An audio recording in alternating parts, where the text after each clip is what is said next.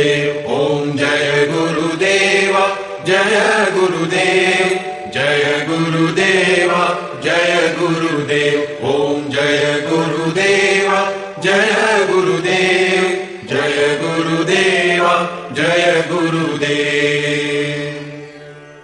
अमृतंश बहनों तथा भाइयों, जिन महापुरुष ने समस्त वेदों का संकलन किया, वेदांत शास्त्र का प्रवर्तन किया, महाभारत तथा भागवत जिनकी कृतियां हैं, उन्होंने शास्त्रों के रूप में किसी ग्रंथ को मान्यता दी तो वो है भगवान श्री कृष्णोक्त गीता। तरह तरह की पूजा पद्धतियां परस्पर विरोधी संगठन धर्म के नाम पर प्रचलित है, जबकि धर्म का लक्ष्य है एक परमात्मा की शोध। कल्याण स्वरूप वो परमात्मा एक है, उसे प्राप्त करने की निश्चित क्रिया का पालन धर्म है। जब परमात्मा एक है, उसे प्राप्त करने की क्रिया एक है, तो बहुत से पंथ क्यों? इसके समाधान के लिए प्रस्तुत है यथार्थ गीता का भावांश, ये गीता कैसेट।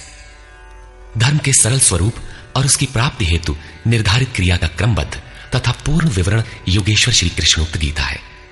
विश्व के प्रत्येक महापुरुष ने जो कुछ भी साधन बताया है, वो सब का सब तथा अनेक गोपनीय स्थितियों का स्पष्टीकरण अकेले गीता में है।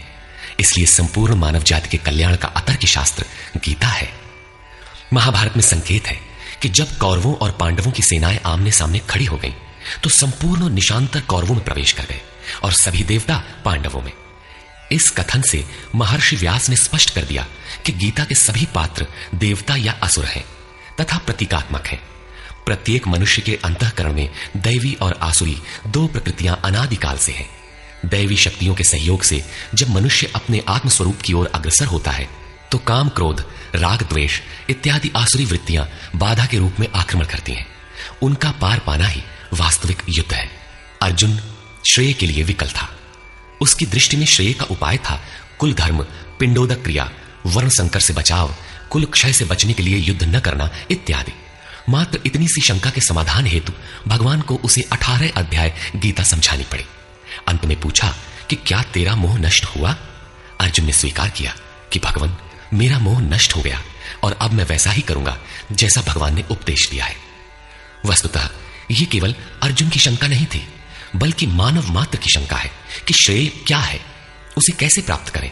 इसलिए स्त्री पुरुष, आबाल वृद्ध, मानव मात्र के लिए गीता के 18 अध्याय का अनुशीलन एवं नियमित पाठ नितांत आवश्यक है, जिससे ब्रह्म विधि की स्मृति सृजित रहे तथा बच्चों में भी इन कल्याणकारी संस्कारों का सृजन हो सके। इस गीता ज्ञान के बिना कोई भी मनुष्य उस ईश्वर के पथ पर नहीं चल सकता। अक्षय सुख, शाश्वत शांति, लोक में समृद्धि तथा मूल शंका समाधान हेतु इन कैसेटों का संकलन किया गया है। इसके नियमित श्रवण से संपूर्ण परिवार तथा स्वजन समुदाय को सुसंस्कृत करें। संसार में कहीं भी मनुष्य हो, उसके लिए गीता सदैव अमृत वाहिनी है। गीता आपका शास्त्र है। गौरव का विषय है कि 5000 वर्ष से भी अधिक अंतराल के बाद श्री कृष्ण का यथार्थ गायन आपके सम्मुख है। जन्म जन्मांतर की रूढ़ियों से ग्रस्त मस्तिष्क को स्वच्छ कर चिंतन के प्रशस्त पथ पर चलने के लिए इन कैसेटों का प्रसारण प्रातः अवश्य करें।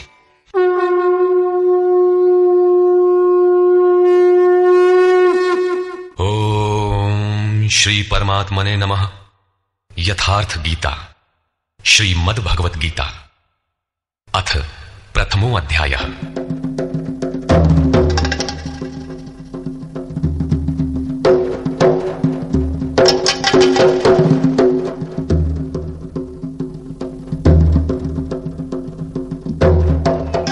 धृतराष्ट्र उवाच।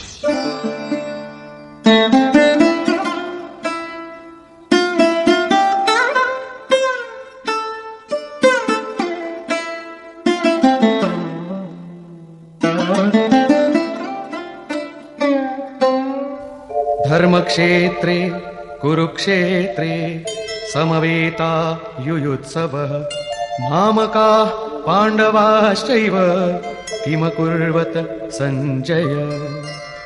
धृतराष्ट्र ने पूछा, हे संजय, धर्म क्षेत्र कुरुक्षेत्र में एकत्र युद्ध की इच्छा वाले मेरे और पांडु के पुत्रों ने क्या किया? अज्ञान रूपी धृतराष्ट्र और संयम रूपी संजय। अज्ञान मन के अंतराल में रहता है। अज्ञान से आवृत मन धृतराष्ट्र जन्मांध है, किंतु संयम रूपी संजय के माध्यम से यह देखता है, सुनता है। वो समझता है कि परमात्मा ही सत्य है। फिर भी जब तक इससे उत्पन्न मोह रूपी दुर्योधन जीवित है, इसकी दृष्टि सदैव कौरवों पर रहती है। विकारों पर ही रहती है। धर्म एक क्षेत्र है। जब हृदय देश में दैवी संपत्ति का बाहुल्य होता है तो यह शरीर धर्म क्षेत्र बन जाता है, और जब इसमें आसुरी संपत्ति का बाहुल्य होता है तो यह शरीर कुरुक्षेत्र बन जाता है। कुरु अर्थात करो, यह शब्द आदेशात्मक है। भगवान श्री कृष्ण कहते हैं, प्रकृति से उत्पन्न तीनों गुणों द्वारा परवश होकर मनुष्य कर्म करता है।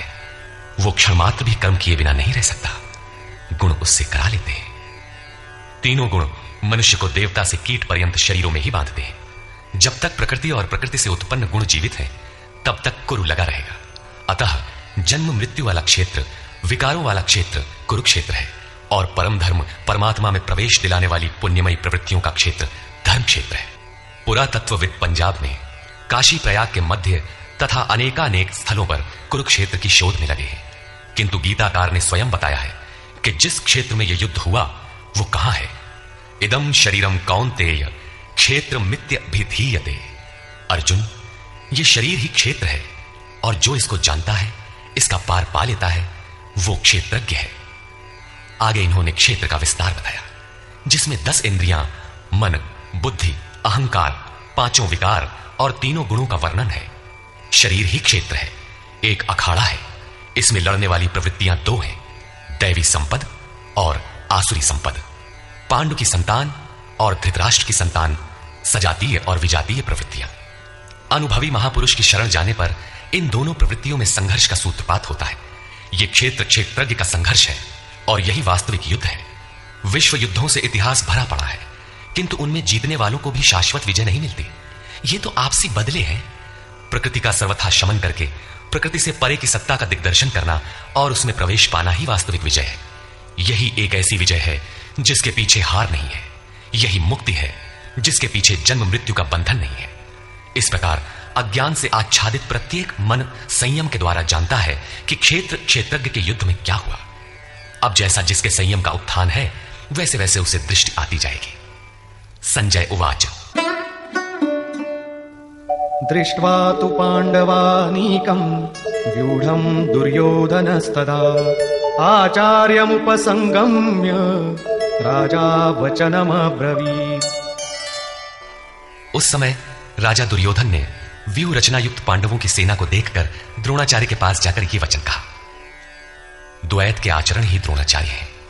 जब जानकारी हो जाती है कि हम परमात्मा से अलग हो गए हैं, वहां उसकी प्राप्ति के लिए तड़प पैदा हो जाती है, तभी हम गुरु की तलाश में निकलते हैं। दोनों प्रवृत्तियों के बीच यही प्राथमिक गुरु है।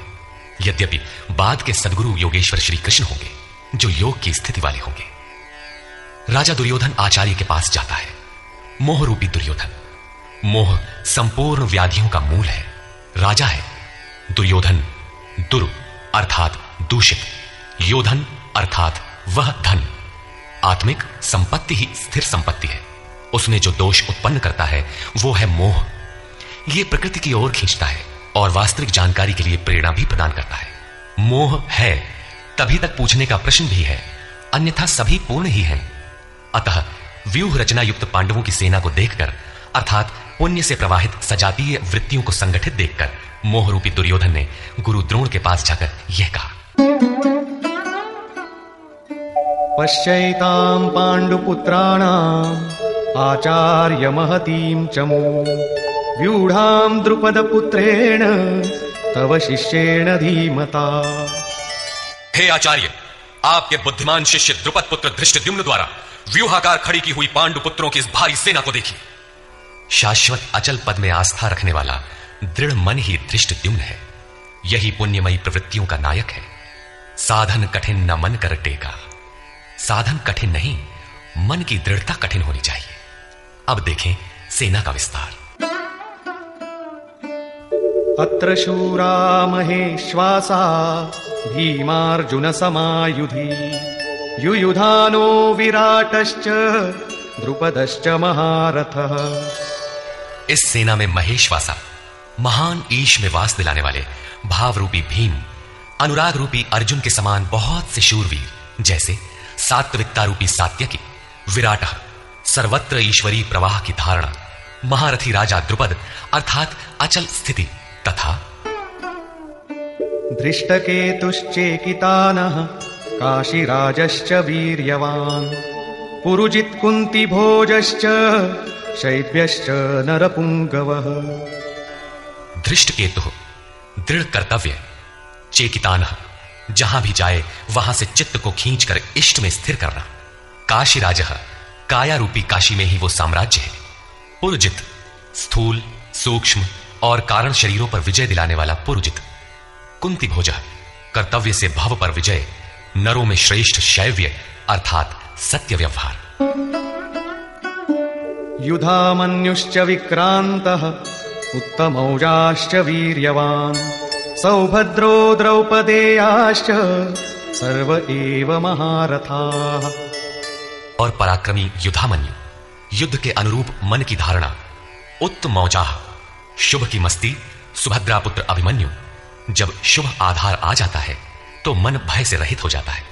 ऐसा शुभ आधार से उत्पन्न अभय मन, ध्यान रूपी द्रौपदी के पांचों पुत्र, वात्सल्य, लावण्य, सौम्यता, स्थिरता, सहृदयता, सब के सब महारथी है। साधन पथ पर संपूर्ण योग्यता के साथ चलने की क्षमताएं हैं। इस प्रकार दुर्योधन ने पांडव पक्ष के 15-20 नाम गिनाए जो दैवी संपद के महत्वपूर्ण अंग हैं। विजातीय प्रवृत्ति का राजा होते हुए भी मोह ही सजातीय प्रवृत्तियों को समझने के लिए बाध्य करता है। दुर्योधन अपना पक्ष संक्षेप में कहता है, यदि कोई बाह्य युद्ध होता तो अपनी फौज बढ़ा चढ़ाकर गिनाता, विकार कम गिनाए गए क्योंकि उन पर विजय पाना है, वे नाशवान है। केवल 5-7 विकार बताए गए जिनके अंतराल में संपूर्ण बहिर्मुखी प्रवृत्ति विद्यमान है, जैसे अस्माकं तु विशिष्टाये तान्निबोध द्विजोत्तम नायका मम सैन्यस्य संज्ञार्थं तान् ब्रवीमि ते। द्विजोत्तम, हमारे पक्ष में जो जो प्रधान हैं उन्हें भी आप समझ लें। आपको जानने के लिए मेरी सेना के जो नायक हैं उनको कहता हूं। बाह्य युद्ध में सेनापति के लिए द्विजोत्तम संबोधन असामयिक है। वस्तुतः गीता अंतःकरण की 2 प्रवृत्तियों का संघर्ष है जिसमें द्वैत का आचरण ही तृण है। जब तक हम लेश मात्र भी आराध्य से अलग हैं तब तक प्रकृति विद्यमान है, द्वैत बना है। इस द्वि पर जय पाने की प्रेरणा प्रथम गुरु द्रोणाचार्य से मिलती है। अधूरी शिक्षा ही पूर्ण जानकारी के लिए प्रेरणा प्रदान करती है। वो पूजा स्थली नहीं, वहां शौर्य सूचक संबोधन होना चाहिए। विजातीय प्रवृत्ति के नायक कौन कौन है? भवान् भीष्मश्च कर्णश्च कृपश्च समितिञ्जयः अश्वत्थामा विकर्णश्च सौमदत्तिस्तथैव च। एक तो स्वयं आप द्वैत के आचरण रूपी द्रोणाचार्य हैं, भ्रम रूपी पितामह भीष्म है। भ्रम इन विकारों का उद्गम है, अंत तक जीवित रहता है, इसलिए पितामह है। समूची सेना मर गई, ये जीवित था। शरशैया पर अचेत था, फिर भी जीवित था। यह है भ्रम रूपी भीष्म। भ्रम अंत तक रहता है। इसी प्रकार विजातीय कर्म रूपी कर्ण तथा संग्राम विजयी कृपाचार्य है। साधनावस्था में साधक द्वारा कृपा का आचरण ही कृपाचार्य है। भगवान कृपाधाम है और प्राप्ति के पश्चात संत का भी वही स्वरूप है। किंतु साधन काल में जब तक हम अलग हैं, परमात्मा अलग है। विजातीय प्रवृत्ति जीवित है, मोहमयी घिराव है। ऐसी परिस्थिति में साधक यदि कृपा का आचरण करता है तो वो नष्ट हो जाता है। सीता ने दया की तो कुछ काल लंका में प्रायश्चित करना पड़ा। विश्वामित्र दयार्द्र हुए, पतित होना पड़ा। योग सूत्रकार महर्षि पतंजलि भी यही कहते हैं, ते समाधा वुपसर्गा व्युत्थाने सिद्धयः। व्युत्थान काल में सिद्धियां प्रकट होती हैं, वे वास्तव में सिद्धियां हैं, किंतु कैवल्य प्राप्ति के लिए उतनी ही बड़ी विघ्न है जितने काम, क्रोध, लोभ, मोह इत्यादि। गोस्वामी तुलसीदास का भी यही निर्णय है। माया अनेक विघ्न करती है, रिद्धियां प्रदान करती है, यहां तक कि सिद्ध बना देती है। ऐसी अवस्था वाला साधक बगल से निकल भर जाए, मरणासन रोगी भी जी उठेगा। वो भले ठीक हो जाए, किंतु साधक उसे अपनी देन मान बैठे तो नष्ट हो जाएगा। एक रोगी के स्थान पर हजारों रोगी घेर लेंगे। भजन चिंतन का क्रम अवरुद्ध हो जाएगा और उधर बहकते बहकते प्रकृति का बाहुल्य हो जाएगा। यदि लक्ष्य दूर है और साधक कृपा करता है तो कृपा का अकेला आचरण ही समितिंजय समूची सेना को जीत लेगा। इसलिए साधक को पूर्ति पर्यंत इससे सतर्क रहना चाहिए। दया बिनु संत कसाई, दया करी तो आफत आई। लेकिन अधूरी अवस्था में यह विजातीय प्रवृत्ति का दुर्धर्ष योद्धा है। इसी प्रकार आसक्ति रूपी अश्वत्थामा, विकल्प रूपी विकर्ण, और ब्रह्ममयी श्वास ही भूरिश्रवा है। ये सभी बहिर्मुखी प्रवाह के नायक हैं। अन्ये च बहवः शूराः मदर्थे त्यक्तजीविताः नानाशस्त्र प्रहरणाः सर्वे युद्ध विशारदाः। और भी बहुत से शूरवीर अनेक शस्त्रों से युक्त मेरे लिए जीवन की आशा को त्याग कर युद्ध में डटे हैं। सभी मेरे लिए प्राण त्यागने वाले हैं, किंतु उनकी कोई ठोस गणना नहीं है। अब कौन सी सेना किन भावों द्वारा सुरक्षित है, इस पर कहते हैं अपर्याप्तम तदस्माकं बलम भीष्माभिरक्षितम् पर्याप्तम त्विदमेतेषां बलम भीमाभिरक्षितम्। भीष्म द्वारा रक्षित हमारी सेना सब प्रकार से अजेय है और भीम द्वारा रक्षित इन लोगों की सेना जीतने में सुगम है।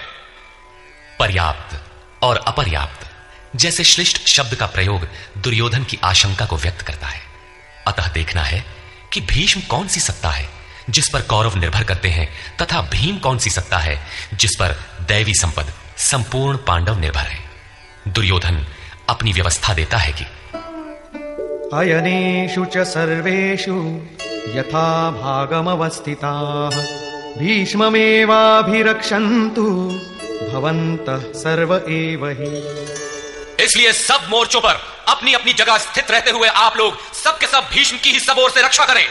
यदि भीष्म है तो हम अजय हैं, इसलिए आप पांडवों से न लड़कर केवल भीष्म की ही रक्षा करें। कैसा योद्धा है भीष्म, जो स्वयं अपनी रक्षा नहीं कर पा रहा है, कौरवों को उसकी रक्षा व्यवस्था करनी पड़ रही है। यह कोई बाह्य योद्धा नहीं, ब्रह्म ही भीष्म है। जब तक ब्रह्म जीवित है तब तक विजातीय प्रवृत्तियां कौरव अजेय है। अजेय का यह अर्थ नहीं कि जिसे जीता ही ना जा सके, बल्कि अजेय का अर्थ दुर्जय है, जिसे कठिनाई से जीता जा सकता हो। महा अजय संसार रिपु जीति सकई सो वीर। यदि भ्रम समाप्त हो जाए तो अविद्या अस्तित्वहीन हो जाए। मोह इत्यादि जो आंशिक रूप से बचे भी हैं, शीघ्र ही समाप्त हो जाएंगे। भीष्म की इच्छा मृत्यु थी, इच्छा ही भ्रम है। इच्छा का अंत और भ्रम का मिटना एक ही बात है। इसी को संत कबीर ने सरलता से कहा, इच्छा काया इच्छा माया इच्छा जग उपजाया, कह कबीर जे इच्छा विवर्जित ताका पार न पाया। जहां भ्रम नहीं होता वो अपार और अव्यक्त है। इस शरीर के जन्म का कारण इच्छा है, इच्छा ही माया है और इच्छा ही जगत की उत्पत्ति का कारण है। सो कामयत तदैक्षत बहुश्याम प्रजायेय इति। कबीर कहते हैं, जो इच्छाओं से सर्वथा रहित हैं तिनका पार न पाया। वे अपार अनंत असीम तत्वों में प्रवेश पा जाते हैं।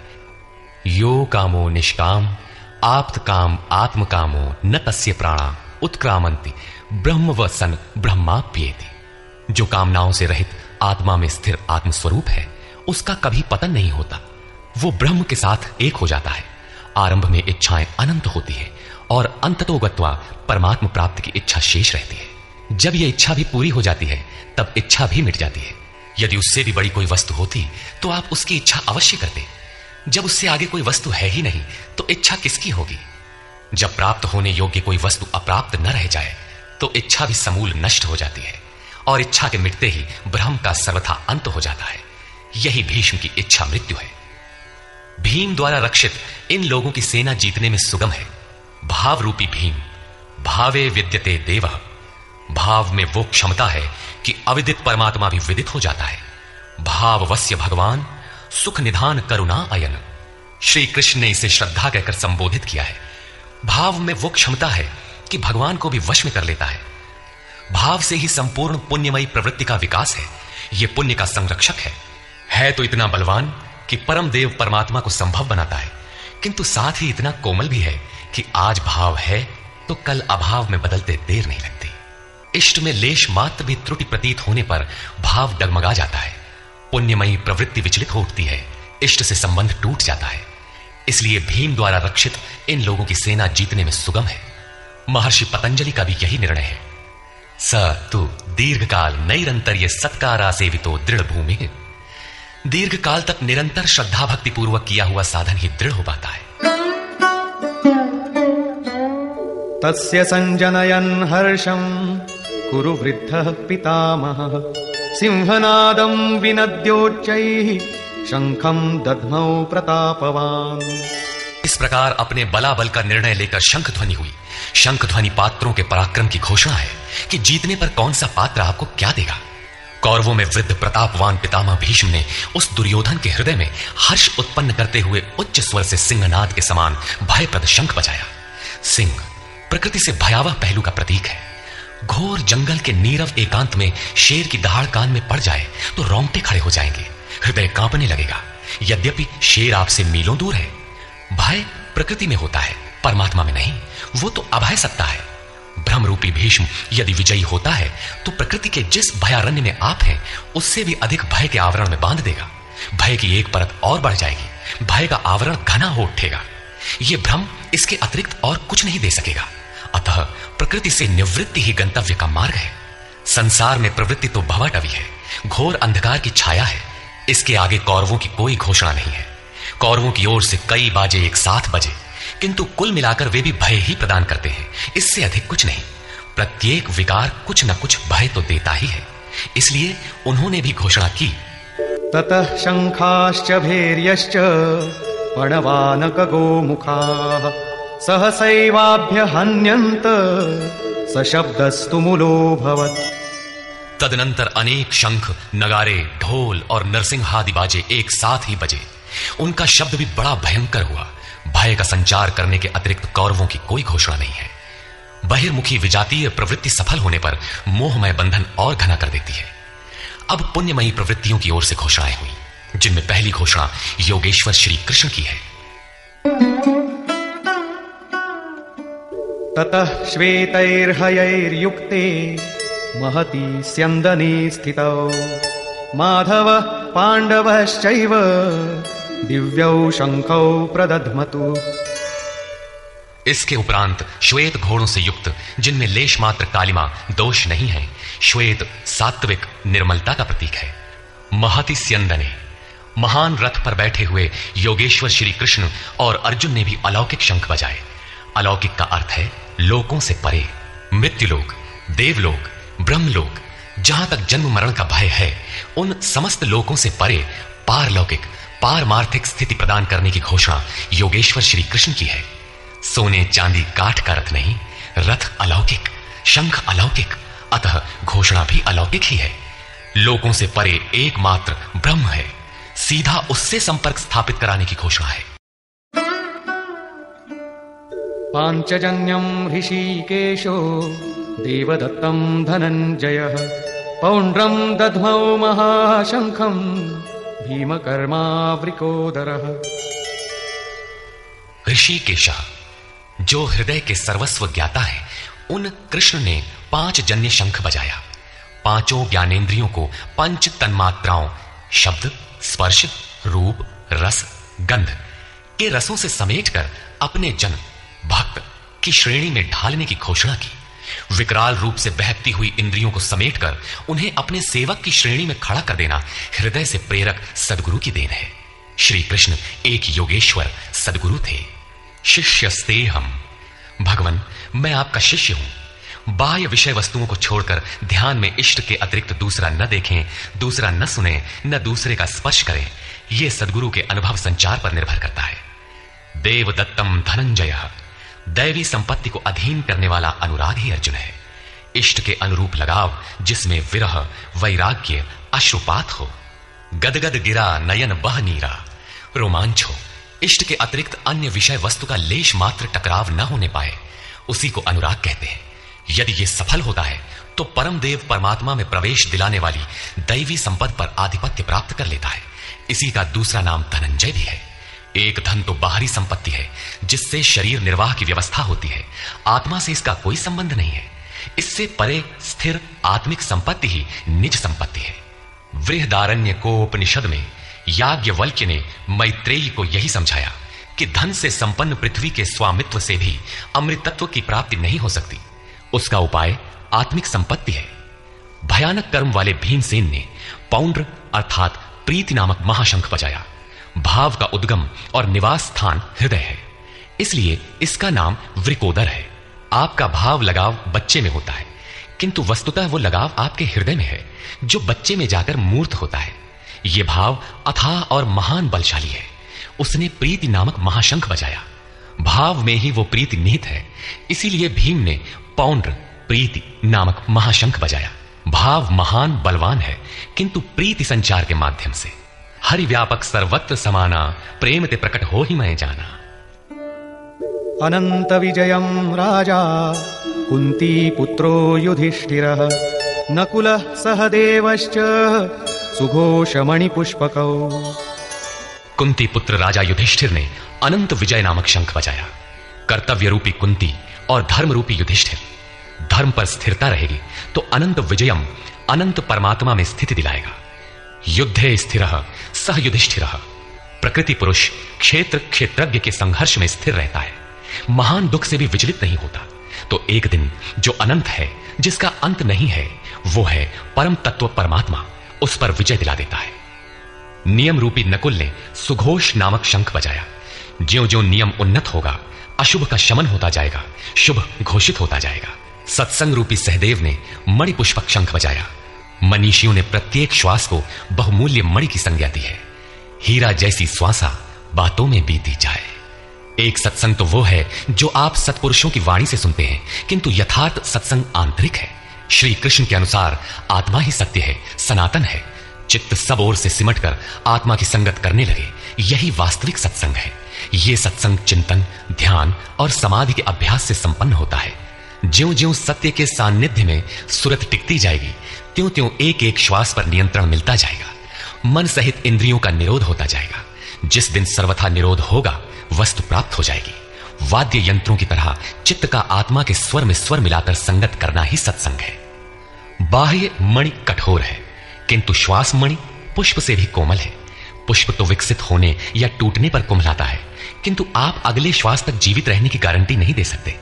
किंतु सत्संग सफल होने पर प्रत्येक श्वास पर नियंत्रण दिलाकर परम लक्ष्य की प्राप्ति करा देता है। इसके आगे पांडवों की कोई घोषणा नहीं है, किंतु प्रत्येक साधन कुछ न कुछ निर्मलता के पथ में दूरी तय करता है। आगे कहते हैं, काश्यश्च परमेश्वासः शिखंडी च महारथः धृष्टद्युम्नो विराटश्च सात्यकिश्चापराजितः। काया रूपी काशी। पुरुष जब सब ओर से मन सहित इंद्रियों को समेटकर काया में ही केंद्रित करता है, तो परमेश्वासः परम ईश में वास का अधिकारी हो जाता है। परम ईश में वास दिलाने में सक्षम काया ही काशी है। काया में ही परम ईश का निवास है। परमेश्वास का अर्थ श्रेष्ठ धनुष वाला नहीं, बल्कि परम धन ईश धन वास है। शिखा सूत्र का त्याग ही शिखंडी है। आजकल लोग सिर के बाल कटा लेते हैं और सूत्र के नाम पर गले की जनेऊ हटा लेते हैं, अग्नि जलाना छोड़ देते हैं, हो गया सन्यास उनका। नहीं, वस्तुतः शिखा लक्ष्य का प्रतीक है जिसे आपको पाना है, और सूत्र है संस्कारों का। जब तक आगे परमात्मा को पाना शेष है, पीछे संस्कारों का सूत्रपात लगा हुआ है, तब तक त्याग कैसा, सन्यास कैसा? अभी तो चलने वाले पथिक हैं। जब प्राप्तव्य प्राप्त हो जाए, पीछे लगे हुए संस्कारों की डोर कट जाए, ऐसी अवस्था में ब्रह्म सर्वथा शांत हो जाता है। इसलिए शिखंडी ही ब्रह्म रूपी भीष्म का विनाश करता है। शिखंडी चिंतन पथ की विशिष्ट योग्यता है, महारथी है। धृष्टद्युम्न दृढ़ और अचल मन तथा विराटः सर्वत्र विराट ईश्वर का प्रसार देखने की क्षमता इत्यादि दैवी संपद के प्रमुख गुण हैं। सात्विकता ही सात्य की है। सत्य के चिंतन की प्रवृत्ति अर्थात सात्विकता यदि बनी है तो कभी गिरावट नहीं आने पाएगी। इस संघर्ष में पराजित नहीं होने देगी। द्रुपदो द्रौपदेयाश्च सर्वशः पृथिवीपते सौभद्रश्च महाबाहुः शंखान् दद्मुः पृथक पृथक। अचल पददायक द्रुपद और ध्यान रूपी द्रौपदी के पांचों पुत्र सहृदयता, वात्सल्य, लावण्य, सौम्यता इत्यादि साधन में महान सहायक महारथी हैं तथा बड़ी भुजा वाला अभिमन्यु, इन सब ने पृथक पृथक शंख बजाए। भुजा कार्य क्षेत्र का प्रतीक है। जब मन भय से रहित हो जाता है तो उसकी पहुंच दूर तक हो जाती है। हे राजन, इन सब ने अलग अलग शंख बजाए। कुछ न कुछ दूरी सभी तय कराते हैं। इनका पालन आवश्यक है, इसलिए इनके नाम गिनाए। इसके अतिरिक्त कुछ दूरी ऐसी भी है जो मन बुद्धि से परे है। भगवान स्वयं ही अंतःकरण में विराज कर तय कराते हैं। इधर दृष्टि बनकर आत्मा से खड़े हो जाते हैं और सामने स्वयं खड़ा होकर अपना परिचय करा लेते हैं। सघोषो धार्तराष्ट्राणां हृदयानि व्यदारयत् नभश्च पृथिवीं चैव तुमुलो व्यनुनादयन्। उस घोर शब्द ने आकाश और पृथ्वी को भी शब्दायमान करते हुए धृतराष्ट्र पुत्रों के हृदय विदीर्ण कर दिए। सेना तो पांडवों की ओर भी थी, किंतु हृदय विदीर्ण हुए धृतराष्ट्र पुत्रों के। वस्तुतः पांचजन्य दैवी शक्ति पर आधिपत्य, अनंत पर विजय, अशुभ का शमन और शुभ की घोषणा धारावाही होने लगे तो कुरुक्षेत्र आसुरी संपद बहिर्मुखी प्रवृत्तियों का हृदय विदीर्ण हो जाएगा। उनका बल शनह शनह क्षीण होने लगता है। सर्वथा सफलता मिलने पर मोहमयी प्रवृत्तियां सर्वथा शांत हो जाती हैं। अथ व्यवस्थितान् दृष्ट्वा धार्तराष्ट्रान् कपिध्वजः प्रवृत्ते शस्त्रसम्पाते धनुरुद्यम्य पाण्डवः। ऋषिकेशं तदा वाक्यम् इदमाह महीपते सेनयोरुभयोर्मध्ये रथं स्थापयमेच्युत। संयम रूपी संजय ने अज्ञान से आवृत्त मन को समझाया कि हे राजन, उसके उपरांत कपिध्वज वैराग्य रूपी हनुमान, वैराग्य ही ध्वज है जिसका। ध्वज राष्ट्र का प्रतीक माना जाता है। कुछ लोग कहते हैं ध्वजा चंचल थी इसलिए कपिध्वज कहा गया, किंतु नहीं, यहां कपि साधारण बंदर नहीं, स्वयं हनुमान थे जिन्होंने मान अपमान का हनन किया था। सममान निरादर आदरहीन। प्रकृति की देखी सुनी वस्तुओं से, विषयों से राग का त्याग ही वैराग्य है। अतः वैराग्य ही जिसकी ध्वजा है, उस अर्जुन ने व्यवस्थित रूप से धृतराष्ट्र पुत्रों को खड़े देखकर शस्त्र चलने की तैयारी के समय धनुष उठाकर ऋषिकेशम, जो हृदय के सर्वस्व ज्ञाता है, उन योगेश्वर श्री कृष्ण से यह वचन कहा, हे अच्युत, जो कभी च्युत नहीं होता, मेरे रथ को दोनों सेनाओं के बीच खड़ा करिए। यहां सारथी को दिया गया आदेश नहीं, इष्ट सदगुरु से की गई प्रार्थना है, किस लिए खड़ा करें?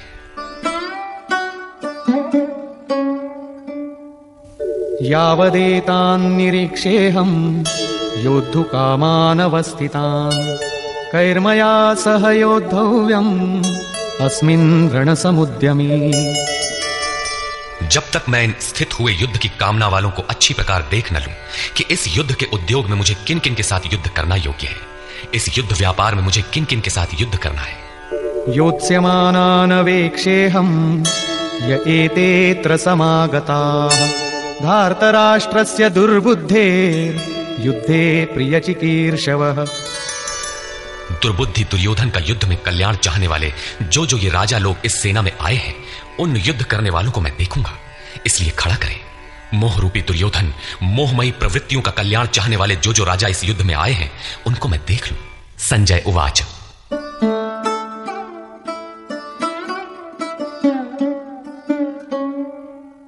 एवमुक्तो ऋषिकेशो गुडाकेशेन भारत सेनयोरुभयोर्मध्ये स्थापयित्वा रथोत्तमम्।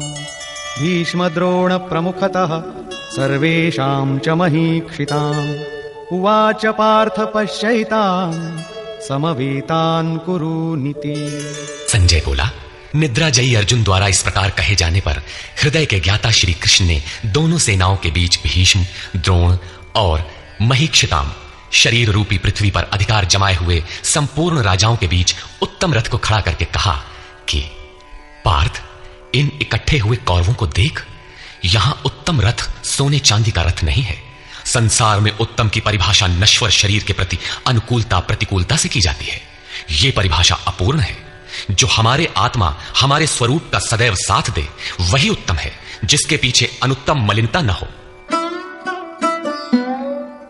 तत्रापश्यत् स्थितान् पार्थः पितॄनथ पितामहान् आचार्यान् मातुलान् भ्रातॄन् पुत्रान् पौत्रान् सखींस्तथा श्वशुरान् सुहृदश्चैव सेनयोरुभयोरपि।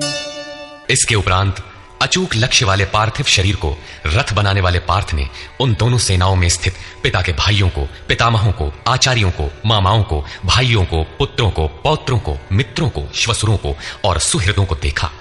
दोनों सेनाओं में अर्जुन को केवल अपना परिवार, मामा का परिवार, ससुराल का परिवार, सुहृद और गुरुजन दिखाई पड़े। प्रचलित गणना के अनुसार 18 अक्षौहिणी 2.5-3 अरब के लगभग होता है, जो आज के विश्व की जनसंख्या के समकक्ष है। इतने मात्र के लिए यदा कदा विश्व स्तर पर आवास खाद्य समस्या बन जाती है। इतना बड़ा जनसमूह अर्जुन के 3-4 रिश्तेदारों का परिवार मात्र था। क्या इतना बड़ा भी किसी का परिवार होता है? कदापि नहीं। यह हृदय देश का चित्रण है।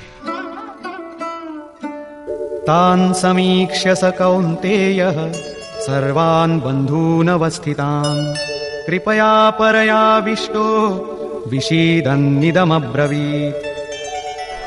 इस प्रकार खड़े हुए उन संपूर्ण बंधुओं को देखकर अत्यंत करुणा से आवृत वो कुंती पुत्र अर्जुन शोक करता हुआ बोला। अर्जुन उवाच।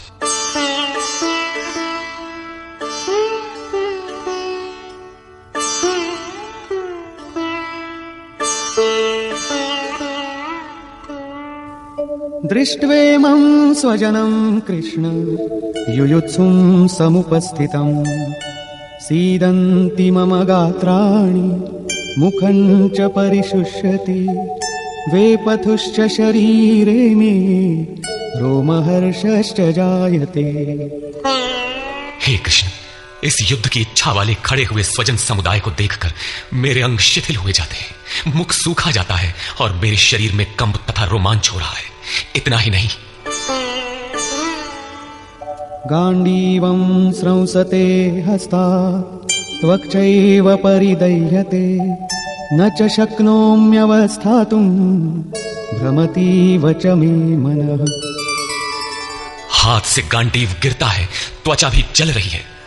अर्जुन को ज्वर सा हो आया, संतप्त हो उठा कि ये कैसा युद्ध है जिसमें स्वजन ही खड़े हैं। अर्जुन को भ्रम हो गया। वो कहता है, अब मैं खड़ा रह पाने में भी अपने को असमर्थ पा रहा हूं। अब आगे देखने की सामर्थ्य नहीं है। निमित्तानि च पश्यामि विपरीतानि केशव न च श्रेयोनुपश्यामि हत्वा स्वजनमाहवे। हे केशव, इस युद्ध का लक्षण भी विपरीत ही देखता हूं। युद्ध में अपने कुल को मारकर परम कल्याण भी नहीं देखता हूं। कुल को मारने से कल्याण कैसे होगा? न कांक्षे विजयं कृष्ण न च राज्यं सुखानि च किन्नो राज्येन गोविन्द किं भोगैर्जीवितेन वा। संपूर्ण परिवार युद्ध के मुहाने पर है। इन्हें युद्ध में मारकर विजय से मिलने वाला राज्य और राज्य से मिलने वाला सुख अर्जुन को नहीं चाहिए। वो कहता है, हे श्री कृष्ण, मैं विजय नहीं चाहता, राज्य तथा सुख भी नहीं चाहता। हे गोविंद, हमें राज्य या भोग अथवा जीवन से भी क्या प्रयोजन है? क्यों? येषामर्थे कांक्षितं नो राज्यं भोगाः सुखानि च तैमेव स्थिता युद्धे प्राणान् त्यक्त्वा धनानि च। हमें जिनके लिए राज्य भोग और सुखादिक इच्छित हैं, वे ही परिवार जीवन की आशा त्याग कर युद्ध के मैदान में खड़े। हमें राज्य इच्छित था तो परिवार को लेकर, भोग सुख और धन की पिपासा थी तो स्वजन और परिवार के साथ उन्हें भोगने की थी। किंतु जब सब के सब प्राणों की आशा त्याग कर खड़े हैं तो मुझे सुख राज्य या भोग नहीं चाहिए। ये सब इन्हीं के लिए प्रिय थे। इनसे अलग होने पर हमें इनकी आवश्यकता नहीं है। जब तक परिवार रहेगा तब तक ये वासनाएं भी रहती हैं। झोपड़ी में रहने वाला भी अपने परिवार, मित्र और स्वजन को मारकर विश्व का साम्राज्य स्वीकार नहीं करेगा। अर्जुन यही कहता है कि हमें भोग प्रिय थे, विजय प्रिय थी, किंतु जिनके लिए थी, जब वे ही नहीं रहेंगे तो भोगों से क्या प्रयोजन? इस युद्ध में मारना किसे है? आचार्याः पितरः पुत्राः तथैव च पितामहाः मातुलाः श्वशुराः पौत्राः शालाः संबंधिनस्तथा। इस युद्ध में ताऊ, चाचे, लड़के और इसी प्रकार दादा, मामा, श्वशुर, पोते, साले तथा समस्त संबंधी ही हैं।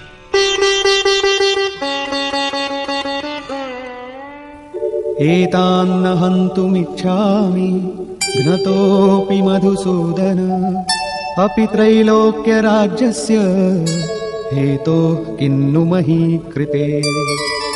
हे मधुसूदन, मुझे मारने पर भी अथवा 3 लोक के राज्य के लिए भी मैं इन सबको मारना नहीं चाहता। फिर पृथ्वी के लिए कहना ही क्या? 18 अक्षौहिणी सेना में अर्जुन को अपना परिवार ही दिखाई पड़ा। इतने अधिक स्वजन वास्तव में क्या हैं? वस्तुतः अनुराग ही अर्जुन है। भजन के आरंभ में प्रत्येक अनुरागी के समक्ष यही समस्या रही है।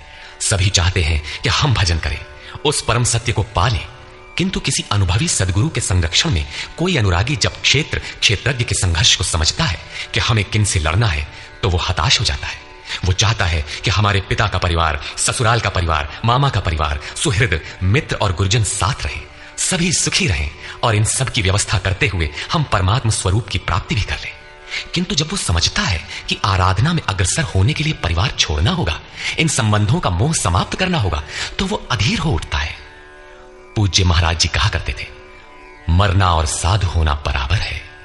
साधु के लिए सृष्टि में दूसरा कोई जीवित है भी, किंतु घर वालों के नाम पर कोई नहीं है। यदि कोई है तो लगाव है, मोह समाप्त कहां हुआ? जहां तक लगाव है उसका पूर्ण त्याग, उस लगाव के सअस्तित्व मिटने पर ही उसकी विजय है।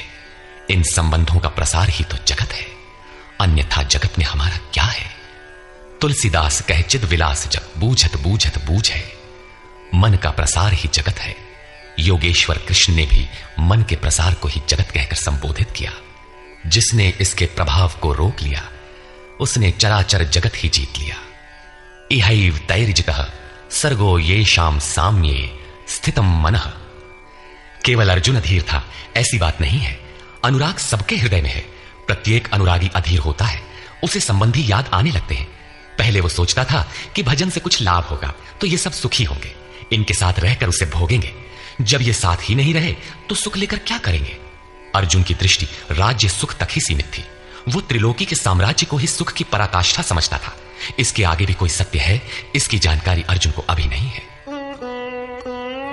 निहत्य धार्तराष्ट्रान्नः का प्रीति स्यात् जनार्दन पापमेवाश्रयेदस्मान् हत्वैतानाततायिनः।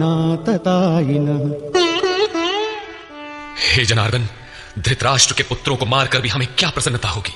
जहां धृतराष्ट्र अर्थात धृष्टता का राष्ट्र है, उससे उत्पन्न मोह रूपी दुर्योधन इत्यादि को मारकर भी हमें क्या प्रसन्नता होगी? इन आतताइयों को मारकर हमें पाप ही तो लगेगा। जो जीवन यापन के तुच्छ लाभ के लिए अनीति अपनाता है वो आतताई कहलाता है, किंतु वस्तुतः इससे भी बड़ा आतताई वो है जो आत्मा के पथ में अवरोध उत्पन्न करता है। आत्मदर्शन में बाधक काम, क्रोध, लोभ, मोह आदि का समूह ही आतताई है। तस्मान्नार्हा वयं हन्तुं धार्तराष्ट्रान् स्वबान्धवान् स्वजनं हि कथं हत्वा सुखिनः स्याम माधव। इससे हे माधव, अपने बांधव धृतराष्ट्र के पुत्रों को मारने के लिए हम योग्य नहीं हैं। स्वबांधव कैसे? वे तो शत्रु थे ना। वस्तुतः शरीर के रिश्ते अज्ञान से उत्पन्न होते हैं। ये मामा है, ससुराल है, स्वजन समुदाय है, ये सब अज्ञान ही तो है। जब शरीर ही नश्वर है तब इसके रिश्ते ही कहां रहेंगे? मोह है तभी तक सुहृद है, हमारा परिवार है, हमारी दुनिया है। मोह नहीं तो कुछ भी नहीं। इसीलिए वे शत्रु भी अर्जुन को स्वजन दिखाई पड़े। वो कहता है कि अपने कुटुंब को मारकर हम कैसे सुखी होंगे? यदि अज्ञान और मोह न रहे तो कुटुंब का अस्तित्व न हो। यह अज्ञान ज्ञान का प्रेरक भी है। भर्तृहरि, तुलसी इत्यादि अनेक महानुभावों को वैराग्य की प्रेरणा पत्नी से मिली, तो कोई सौतेली मां के व्यवहार से खिन्न होकर वैराग्य पथ पर अग्रसर हुआ दिखाई देता है। यद्यप्येतेन पश्यन्ति लोभोपहत चेतसः कुलक्षयकृतं दोषं मित्रद्रोहे च पातकम्। यद्यपि लोभ से भ्रष्ट चित्त हुए ये लोग कुल नाश के दोष और मित्र द्रोह के पाप को नहीं देखते हैं, ये उनकी कमी है। फिर भी कथं न ज्ञेयमस्माभिः पापादस्मान् निवर्तितुं कुलक्षयकृतं दोषं प्रपश्यद्भिर्जनार्दन। हे जनार्दन, कुल नाश से होने वाले दोषों को जानने वाले हम लोगों को इस पाप से हटने के लिए क्यों नहीं विचार करना चाहिए? मैं ही पाप करता हूं ऐसी बात नहीं, आप भी भूल करने जा रहे हैं। कृष्ण पर भी आरोप लगाया। अभी वो समझ में अपने को कृष्ण से कम नहीं मानता। प्रत्येक नया साधक सदगुरु की शरण जाने पर इसी प्रकार तर्क करता है और अपने को जानकारी में कम नहीं समझता। यही अर्जुन भी कहता है कि ये भले न समझें, किंतु हम आप तो समझदार हैं। कुल नाश के दोषों पर हमें विचार करना चाहिए। कुल नाश में दोष क्या है? कुलक्षये प्रणश्यन्ति कुलधर्माः सनातनाः धर्मे नष्टे कुलं कृत्स्नम् अधर्मोऽभिभवत्युत। कुल के नाश होने से सनातन कुल धर्म नष्ट हो जाते हैं।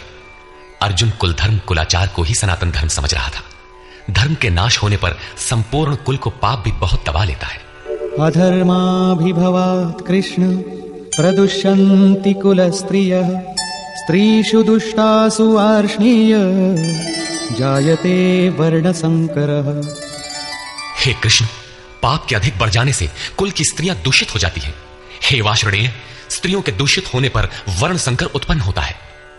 अर्जुन की मान्यता थी कि कुल की स्त्रियों के दूषित होने से वर्ण संकर होता है, किंतु श्री कृष्ण ने इसका खंडन करते हुए आगे बताया कि मैं अथवा स्वरूप में स्थित महापुरुष यदि आराधना क्रम में भ्रम उत्पन्न कर दे तब वर्ण संकर होता है। वर्ण संकर के दोषों पर अर्जुन प्रकाश डालता है। संकरो नरकायैव कुलघ्नानां कुलस्य च पतन्ति पितरो येषां लुप्तपिण्डोदकक्रियाः। वर्ण संकर कुल घाती और कुल को नरक में ले जाने के लिए ही होता है। लुप्त हुई पिंड क्रिया वाले इनके पितर लोग भी गिर जाते हैं। वर्तमान नष्ट हो जाता है, अतीत के पितर गिर जाते हैं और भविष्य वाले भी गिरेंगे। इतना ही नहीं, दोषैरेतैः कुलघ्नानां वर्णसंकरकारकैः उत्साद्यन्ते जातिधर्माः कुलधर्माश्च शाश्वताः। इन वर्ण संकर कारक दोषों से कुल और कुलघातियों के सनातन कुल धर्म और जाति धर्म नष्ट हो जाते हैं। अर्जुन मानता था कि कुल धर्म सनातन है, कुल धर्म ही शाश्वत है, किंतु श्री कृष्ण ने इसका खंडन किया और आगे बताया कि आत्मा ही सनातन शाश्वत धर्म है। वास्तविक सनातन धर्म को जानने से पहले मनुष्य धर्म के नाम पर किसी न किसी रूढ़ि को जानता है। ठीक इसी प्रकार अर्जुन भी जानता है, जो कृष्ण के शब्दों में एक रूढ़ि है। उत्सन्न कुलधर्माणां मनुष्याणां जनार्दन नरके नियतं वासो भवतीत्यनुशुश्रुम। हे जनार्दन, नष्ट हुए कुल धर्म वाले मनुष्यों का अनंत काल तक नरक में वास होता है, ऐसा हमने सुना है। कुल धर्म ही नहीं नष्ट होता, बल्कि शाश्वत सनातन धर्म भी नष्ट हो जाता है। जब धर्म ही नष्ट हो गया तो ऐसे पुरुष का अनंत काल तक नरक में निवास होता है, ऐसा हमने सुना है, देखा नहीं, सुना है। अहो बत महत् पापं कर्तुं व्यवसिता वयं यद्राज्य सुखलोभेन हन्तुं स्वजनमुद्यताः। अहो, शोक है कि हम लोग बुद्धिमान होकर भी महान पाप करने को तैयार हुए हैं। राज्य और सुख के लोभ से अपने कुल को मारने के लिए उद्यत हुए हैं। अभी अर्जुन अपने को कम ज्ञाता नहीं समझता। आरंभ में प्रत्येक साधक इसी प्रकार बोलता है। महात्मा बुद्ध का कथन है कि मनुष्य जब अधूरी जानकारी रखता है तो अपने को महान ज्ञानी समझता है, और जब आधे से आगे की जानकारी हासिल करने लगता है तो अपने को महान मूर्ख समझता है। ठीक इसी प्रकार अर्जुन भी अपने को ज्ञानी ही समझता है। वो कृष्ण को ही समझाता है कि उस पाप से परम कल्याण हो, ऐसी बात भी नहीं। केवल राज्य और सुख के लोभ में पड़कर हम लोग कुल नाश करने को उद्यत हुए हैं। महान भूल कर रहे हैं, हम ही भूल कर रहे हैं, ऐसी बात नहीं, आप भी भूल कर रहे हैं। एक धक्का कृष्ण को भी दिया। अंत में अर्जुन अपना निर्णय देता है, यदि माम प्रतीकारम् अशस्त्रं शस्त्रपाणयः धार्तराष्ट्रारणे हन्युः तन्मे क्षेमतरं भवेत्। यदि मुझ शस्त्र रहित न सामना करने वाले को शस्त्रधारी धृतराष्ट्र के पुत्र रण में मारे तो उनका वो मारना भी मेरे लिए अति कल्याणकारक होगा। इतिहास तो कहेगा कि अर्जुन समझदार था, जिसने अपनी बलि देकर युद्ध बचा लिया। लोग प्राणों की आहुति दे डालते हैं कि भोले भाले मासूम बच्चे सुखी रहे, कुल तो बचा रहे। मनुष्य विदेश चला जाए, वैभवपूर्ण प्रासाद में रहे, किंतु 2 दिन बाद उसे अपनी छोड़ी हुई झोपड़ी याद आने लगती है। मोह इतना प्रबल होता है। इसीलिए अर्जुन कहता है कि शस्त्रधारी धृतराष्ट्र के पुत्र मुझ न प्रतिकार करने वाले को रण में मार दे, तब भी वो मेरे लिए अति कल्याणकारी होगा, ताकि लड़के तो सुखी रहें। संजय उवाच। एवमुक्त्वा अर्जुनः संख्ये रथोपस्थ उपाविशत् विसृज्य सशरं चापं शोक संविघ्नमानसः। संजय बोला कि रणभूमि में शोक से उद्विग्न मन वाला अर्जुन इस प्रकार कहकर बाण सहित धनुष को त्याग कर रथ के पिछले भाग में बैठ गया, अर्थात क्षेत्र क्षेत्रज्ञ के संघर्ष में भाग लेने से पीछे हट गया। निष्कर्ष, गीता क्षेत्र क्षेत्रज्ञ के युद्ध का निरूपण है। यह ईश्वरीय विभूतियों से संपन्न भगवत स्वरूप को दिखाने वाला गायन है। यह गायन जिस क्षेत्र में होता है वह युद्ध क्षेत्र शरीर है, जिसमें दो प्रवृत्तियां हैं, धर्म क्षेत्र और कुरुक्षेत्र। उन सेनाओं का स्वरूप और उनके बल का आधार बताया। शंख ध्वनि से उनके पराक्रम की जानकारी मिली। तदनंतर जिस सेना से लड़ना है उसका निरीक्षण हुआ, जिसकी गणना 18 अक्षौहिणी अर्थात लगभग 6.5 अरब कही जाती है, किंतु वस्तुतः वे अनंत हैं। प्रकृति के दृष्टिकोण दो हैं, एक इष्टोन्मुखी प्रवृत्ति दैवी संपद, दूसरी बहिर्मुखी प्रवृत्ति आसुरी संपद। दोनों प्रकृति ही हैं। एक इष्ट की ओर उन्मुख करती है, परम धर्म परमात्मा की ओर ले जाती है, और दूसरी प्रकृति में विश्वास दिलाती है। पहले दैवी संपद को साधकर आसुरी संपद का अंत किया जाता है, फिर शाश्वत सनातन परब्रह्म के दिग्दर्शन और उसमें स्थिति के साथ दैवी संपद की आवश्यकता शेष हो जाती है। युद्ध का परिणाम निकल आता है। अर्जुन को सैन्य निरीक्षण में अपना परिवार ही दिखाई पड़ता है, जिसे मारना है। जहां तक संबंध है उतना ही जगत है। अनुराग के प्रथम चरण में पारिवारिक मोह बाधक बनता है। साधक जब देखता है कि मधुर संबंधों में इतना विच्छेद हो जाएगा जैसे वे थे ही नहीं, तो उसे घबराहट होने लगती है। स्वजना शक्ति को मारने में उसे अकल्याण दिखाई देने लगता है। वह प्रचलित रूढ़ियों में अपना बचाव ढूंढने लगता है, जैसा अर्जुन ने किया। उसने कहा, कुल धर्म ही सनातन धर्म है। इस युद्ध से सनातन धर्म नष्ट हो जाएगा, कुल की स्त्रियां दूषित होंगी, वर्ण संकर पैदा होगा, जो कुल और कुल घातियों को अनंत काल तक नरक में ले जाने के लिए ही होता है। अर्जुन अपनी समझ से सनातन धर्म की रक्षा के लिए विकल है। उसने श्री कृष्ण से अनुरोध किया कि हम लोग समझदार होकर भी यह महान पाप क्यों करें, अर्थात श्री कृष्ण भी पाप करने जा रहे हैं। अंततोगत्वा पाप से बचने के लिए मैं युद्ध नहीं करूंगा, ऐसा कहता हुआ हताश अर्जुन रथ के पिछले भाग में बैठ गया। क्षेत्र क्षेत्रज्ञ के संघर्ष से पीछे हट गया। टीकाकारों ने इस अध्याय को अर्जुन विषाद योग कहा है। अर्जुन अनुराग का प्रतीक है। सनातन धर्म के लिए विकल होने वाले अनुरागी का विषाद योग का कारण बनता है।